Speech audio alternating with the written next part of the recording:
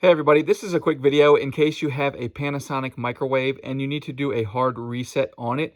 Now, there's a couple reasons you might want to do this. One of them is if you're getting an H97 or an H98 error, this will clear out these two errors, and it will also fix a lot of different errors on it.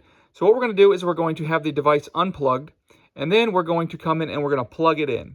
And once we do that, we are going to hit the stop reset button once, then we're going to open the door.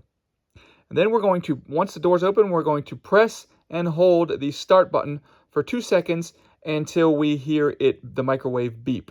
Once we do that, we'll stop doing that, and then we will press the stop reset button 3 times. 1, 2, 3, and then we will hit the start button once.